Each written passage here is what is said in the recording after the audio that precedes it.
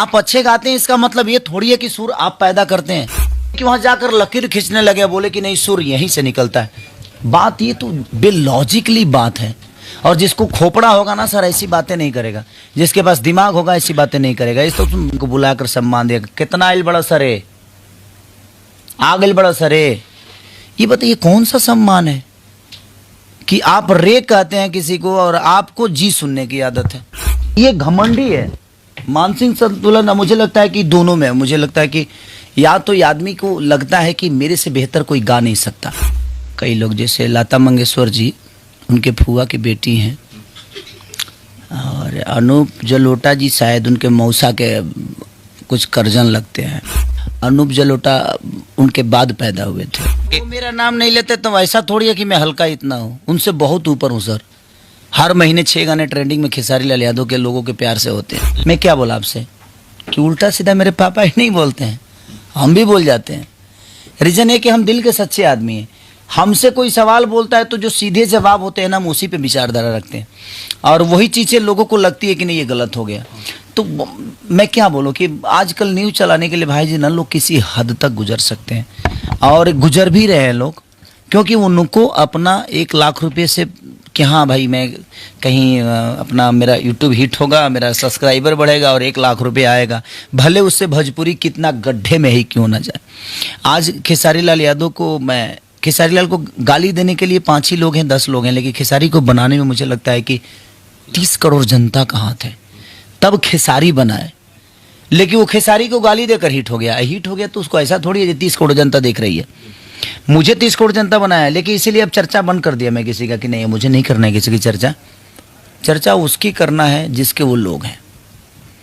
इसलिए मैं टारगेट उसी आदमी को करता हूँ जिसके सिखावे में वो लोग मेरे को टारगेट करते हैं, क्योंकि हमारा पोजीशन ऐसा नहीं है, ये नहीं है। खेसारी यादव जी का टारगेट सिर्फ सीधे उन पर है, और जब जब खेसारी लाल यादव जी उन पर कहते हैं सारा लोग समझ जाता है, लेकिन अपने मुंह से उनका नाम नहीं लेते हैं। क्यों नहीं? वो कौन है, वो कौन है जिनको आप उनका उनका कह के? मेरा नाम नहीं लेते तो ऐसा थोड़ी है कि मैं हल्का इतना हूँ, उनसे बहुत ऊपर हूँ सर।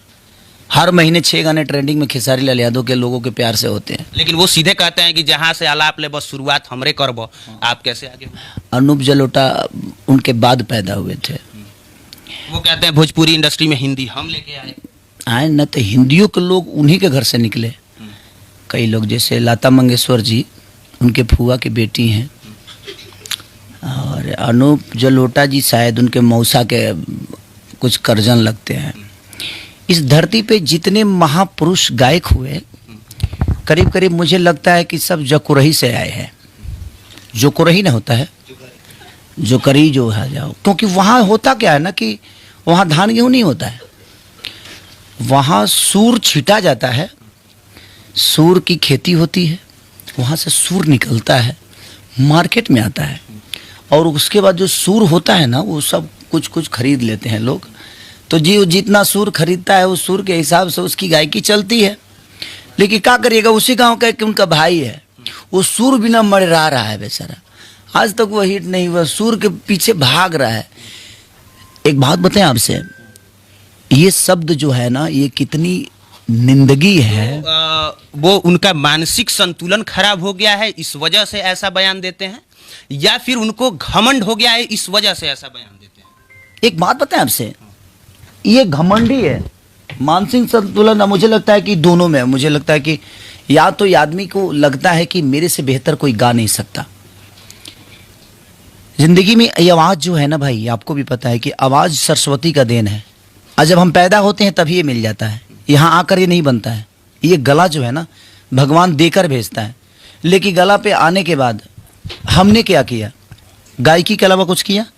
ना हमें नाचने आता है, ना हमारी बॉडी अच्छी है, ना हमें बोलने अच्छा आता है, ना हम अपने परिवार के हैं, ना माँ के हैं, ना बाप के हैं, ना किसी की खुशी के लिए काम कर सकते हैं, ना समाज के लिए। उसी मीडिया की बात कर रहे हैं ना आप, जो मीडिया को बुलाकर सम्मान दिया, कितना आइल बड़ा सरे, आगल बड़ा सरे। ये बताइए कौन सा सम्मान है कि आप रे कहते हैं किसी को और आपको जी सुनने की आदत है? हमको नाम के आगे जी लगा वैसे तो नाम के पहले का लगेगा। हमें जी सुनने की आदत नहीं है। हम खेसरिया में बहुत खुश होते हैं। रीज़न जानते हैं क्या? कि मेरे पापा कभी मुझे जी नहीं बोले, अब तो पापा ठीक है, अब उनके घर वाले भी उनको जी ही लगाएंगे भाई। बात वहाँ है ही नहीं। हमें ये बताइए, हम कलाकार यहाँ हैं, कलाकारी करने आए हैं, हमें लोगों का एक दायित्व मिला है कि हमें एक भोजपुरी सिंगर हैं हम।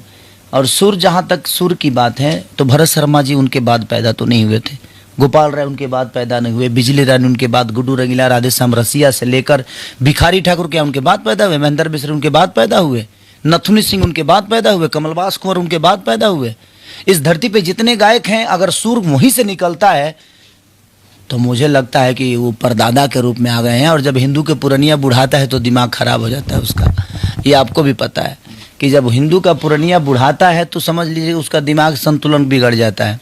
ये कहावत है, अब इसको प्लीज अन्यथा मत लीजिएगा। हम नहीं लेंगे अन्यथा, वो जो देख रहा है वो अन्यथा लेगा। सब लोग, अच्छा आप नहीं बोलते हैं, सब पूरी दुनिया बोलती है कि जब हिंदू के पुरनिया बुढ़ा ले तो दिमाग खराब।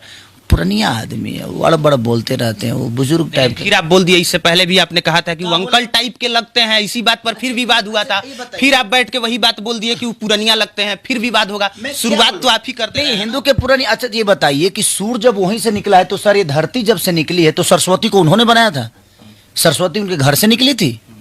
सुर का मतलब आप समझ सकते हैं। आप अच्छे गाते हैं, इसका मतलब ये थोड़ी है कि सुर आप पैदा करते हैं। आज जितने भी भोजपुरी के आर्टिस्ट हैं, क्या उनके घर से निकले हैं? उनके फुआ के लड़के हैं, उनके मौसी के लड़के हैं? मैं उनका मौसी का लड़का हूं? नहीं ना। मेरा अलग जिला, मेरा अलग चीजें, क्या मैं नहीं हूं? मेरा स्थान नहीं है? हर आदमी का एक अपना स्थान है यार। आप कैसे बोल सकते हो कि हाँ सुर यहीं से निकलता है? क्या गाते हो आप? एक गजल गाने के लिए बोल दिया तो फट जाएगी। आज तक एक गजल हिट हुआ है? अगर आप बहुत सुरीले हैं तो आज तक हिंदी